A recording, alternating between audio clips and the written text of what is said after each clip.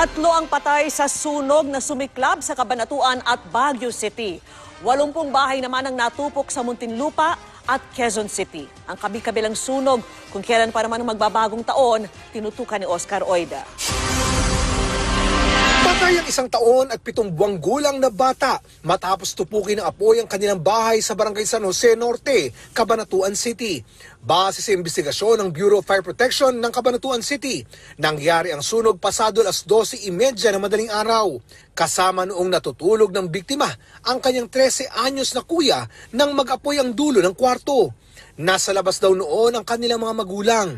Patuloy ang ginagawang investigasyon ng BFP sa posibleng naging dahilan ng sunog.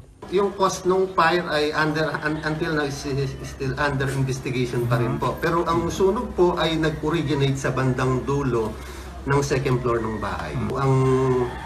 Ang nasabing bahay na gawa po sa konkreto at light materials ay mabilis na kumalat yung apoy. Ganun kabilis yung apoy? Sa sunog sa Barangay Padre Burgos, Baguio City, patay naman ang mag-asawang Juan at Lolita Velasco, 74 na taong gulang. Sa investigasyon ng BFP, maaring napabaya ang kandila o lampara o di kaya electrical ang sanhi ng sunog dahil walang kuryente noon sa lugar. Aabot sa 20 bahay ang naabo, makaraang sumiklab ang apoy pasado alas 12 ng hating gabi kahapon sa may Pinkian 2A, Barangay Pasong Tamo, Quezon City. Aabot sa 45 pamilya ang nawala ng matitirhan. Kaninang alas 2 naman ng madaling araw sa may South Green Heights, Barangay Pututan, Muntinlupa, tinupok ng apoy ang aabot sa 31 bahay. Ayon sa Bureau of Fire Protection, kadalasan umanong electrical in nature ang dahilan ng mga nangyayaring sunog. Una na raw dito ay yung tinatawag na electrical arcing. Magugulat na lang po kayo, no? Bigla na lang nagliliyab.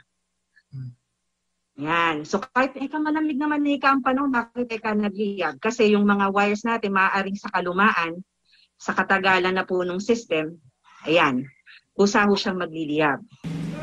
Yung iba naman daw, kundi overloading nag-overheat ng mga appliances. Hindi ho nila na-compute o na-design ng maayos yung electrical system ng kanilang bahay. So gagamit sila ng mga extension cords ng pangmatagalan.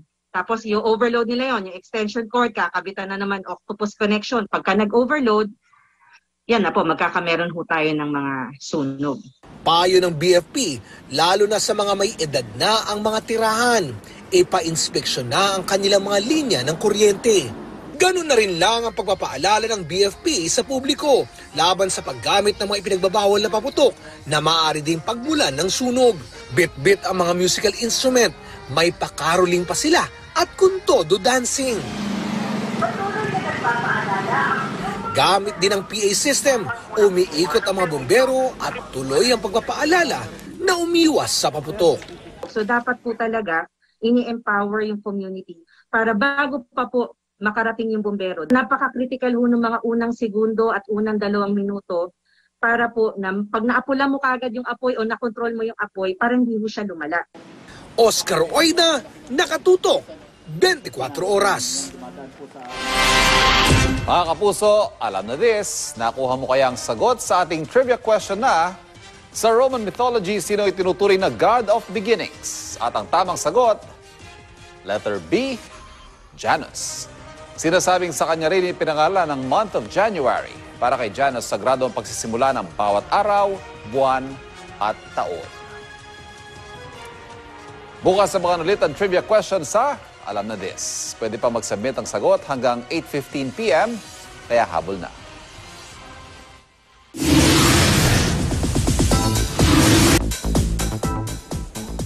Magsasama sa isang serye ang bigating kapuso stars na sina Jacqueline Jose, Gardo Versosa, Joy Marquez at Raver Cruz. Pero bago yan, ano kaya ang nililook forward nila sa pagpasok ng bagong taon?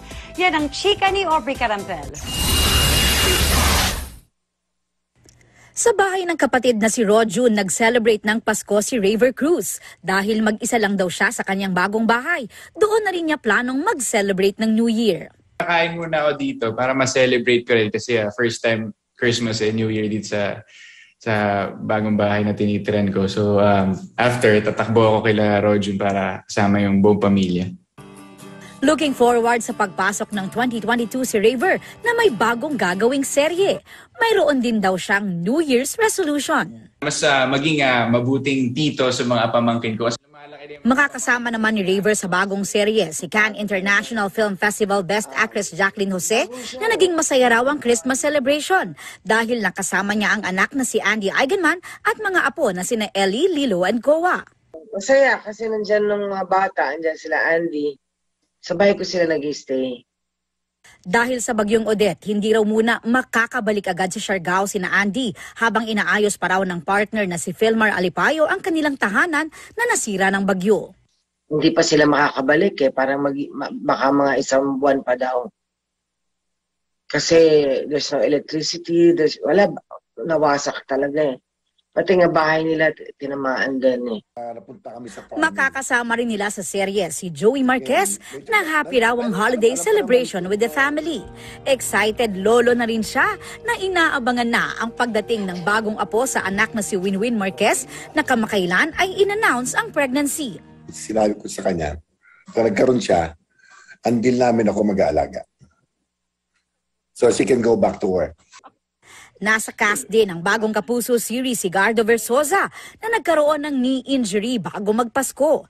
Habang nagpapagaling ngayong holiday season, nagkaroon daw siya ng more time with family. Timely rin yun na mas natutukan ko yung 8-year-old namin and then like ang naging bonding namin is playing chess. For 2022, ang goal daw ni Gardo, sana hari nawa makapagpatayo na ako ng coffee shop. Dahil, ayan, kumbaga parang binigyan na ng signal ni Lord na parang tuhod mo, hindi na bumabata. Aubrey Carampel, updated sa showbiz happenings. At bago po kami magtapos, muli po kaming nagpapasalamat sa Asian Academy Creative Award sa pagkilala sa 24 oras bilang Grand Final winner sa Best News Program category. Narito na. Ang tropeyong binabahagi naman namin ito sa bawat Pilipinong sumusuporta at nagsisilbing inspirasyon namin sa paghahatid ng serbisyong totoo. At yan po mga kapuso ang mga balita ngayong huling Miyerkules ng 2021. Ako po si Mel Tiangco. Ako po si Ivan Mayrina. At ako po si Vicky Morales, buong puso para sa Pilipino. Ito ang GMA. Walang kinikilingan, walang pinoprotektahan. Walang kasinungalingan, serbisyong totoo po lamang. At dahil di natutulog ang balita, nakatutok kami 24 oras.